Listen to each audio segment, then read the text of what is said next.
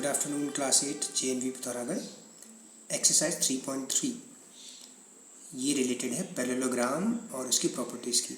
पिछली क्लास में हम डिस्कस कर चुके हैं कि पैरेललोग्राम क्या होता है। एक बार हम क्वेश्चन नंबर 1 करेंगे तो उसी से रिवाइज हो जाएगा वो, ठीक है।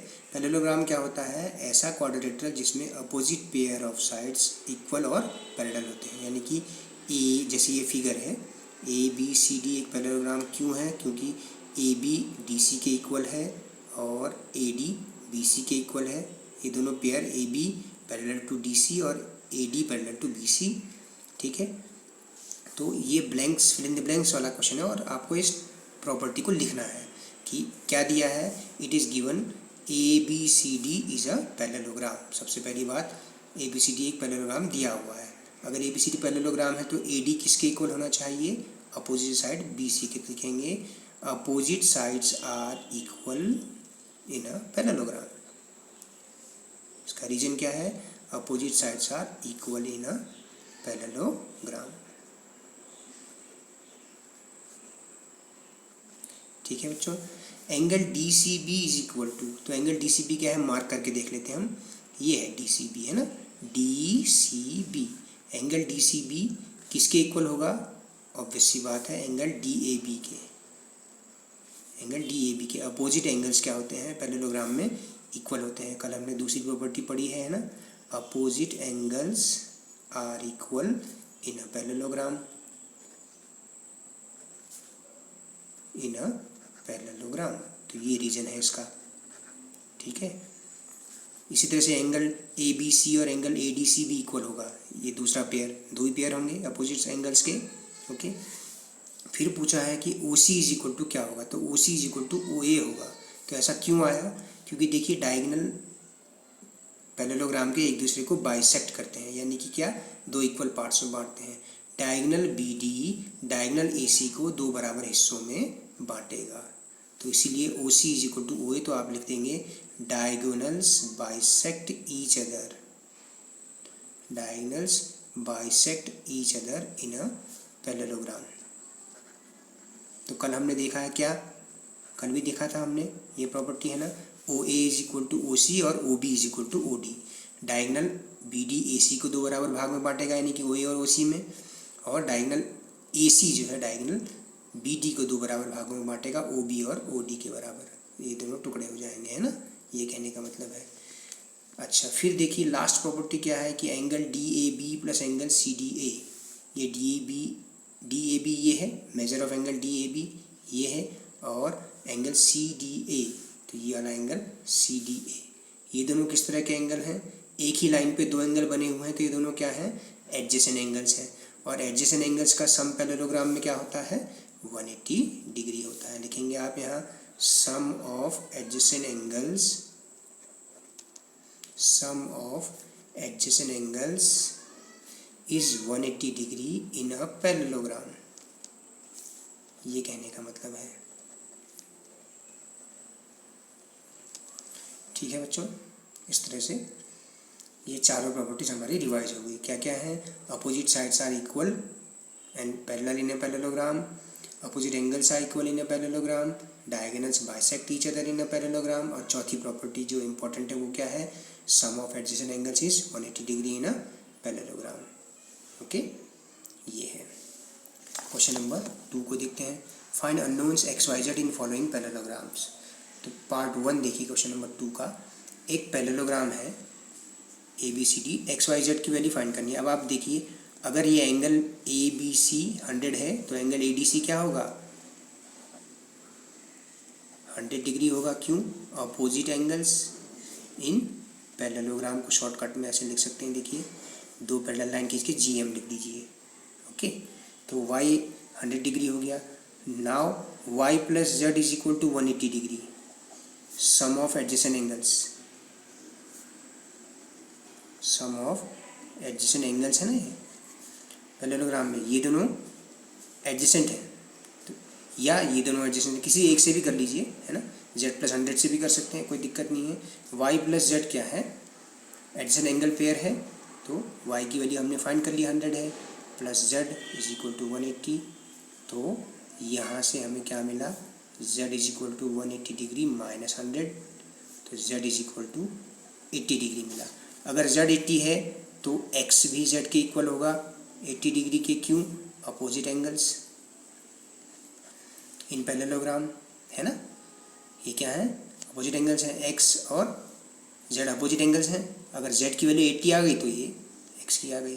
तो बहुत से तरीके हैं x को फाइंड करने के। आप ऐसे भी तो फाइंड कर सकते थे, ये एंगल B और ये एंगल C, एंगल ABC और एंगल BCD, इन दोनों को एडिशन एंगल्स हैं ये, इन दोनों का सम 180 होता है, ये 100 है तो ये 80 हो जाता है, ऐसे भी कर लेते। तो किसी भी प्रॉपर्टी से आप कर सकते थे, है ना, इस तरह से।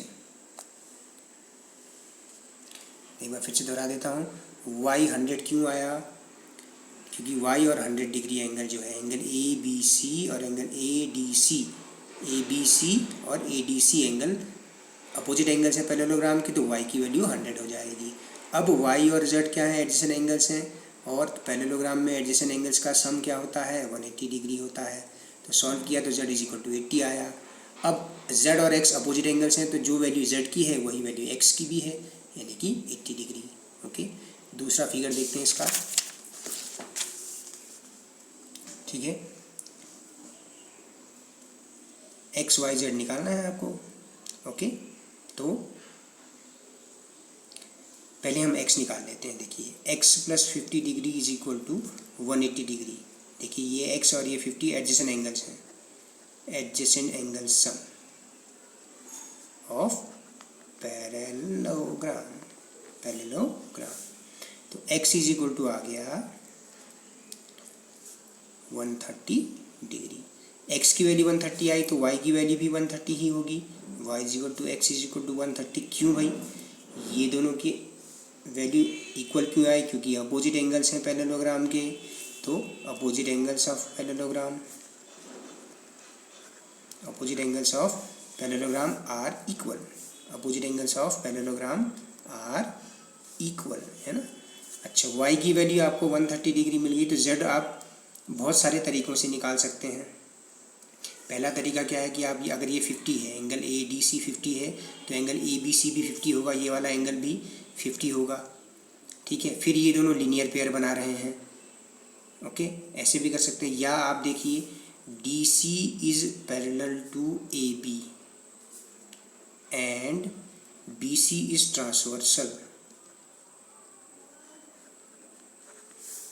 देखिए कैसे, आपने पढ़ा है ना क्लास 7 में कि दो पैरेलल लाइंस हों और एक ट्रांसवर्सल हो, ठीक है।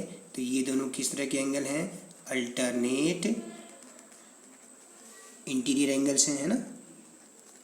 ये दोनों एंगल 1 और 2 मैंने यहाँ मेंशन कर दिया। ये दोनों क्या है? अल्टरनेट इंटीरियर एंगल्स हैं, ट्रांसवर्सल के अपोजिट साइड्स में और पैरेलल साइड्स के अंदर की तरफ। अल्टरनेट साइड में है और इंटीरियर में है, तो अल्टरनेट इंटीरियर एंगल्स इक्वल हैं। तो आप देखिए खुद यहाँ पे, अगर मैं इसको ऐसे एक्सटेंड कर देता,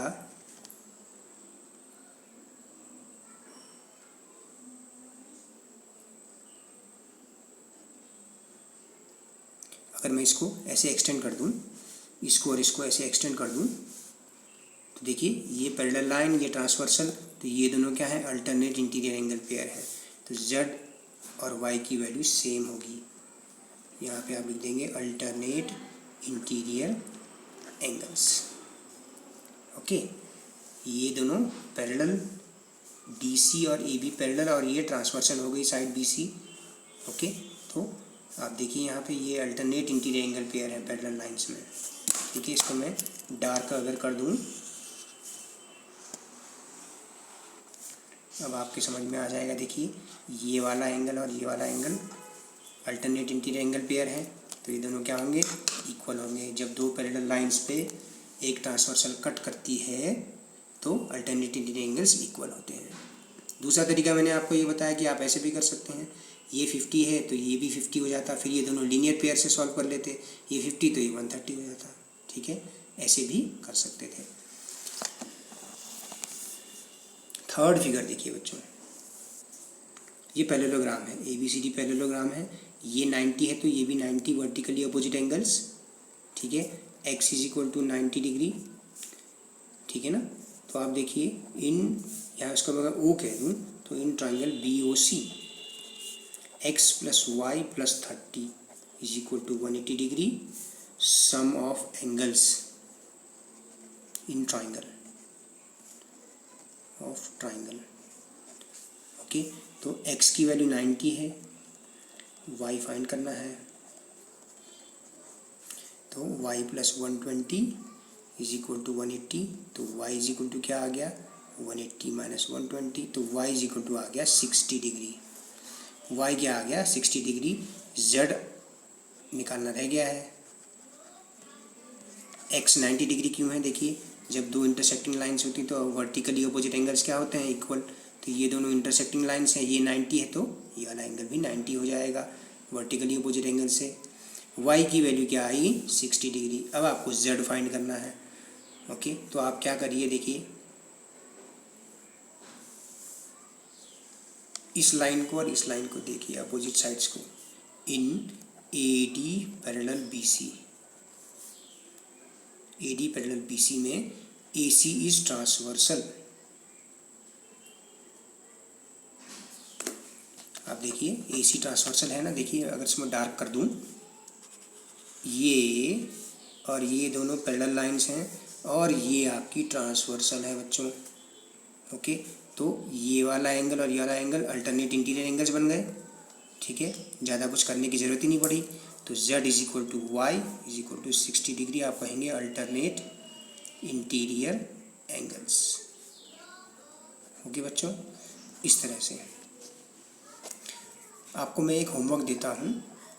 ठीक है, दो पैरेलल लाइंस हैं और एक ट्रांसवर्सल है, ये दोनों क्या हैं पैरेलल लाइंस हैं। ओके, और ये क्या है ट्रांसवर्सल। ट्रांसवर्सल, अगर ट्रांसवर्सल से ये एंगल के नाम में लिख देता हूँ। ओके,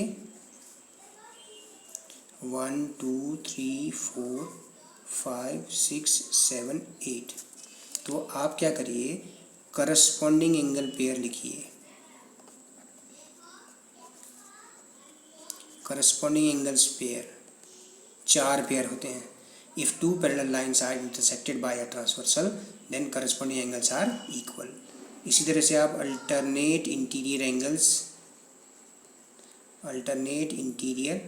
एंगल के 2 पेयर होते हैं, उनको लिखिए। If two lines are parallel then the alternate interior angles are equal. ठीक है, ये आप यहाँ पे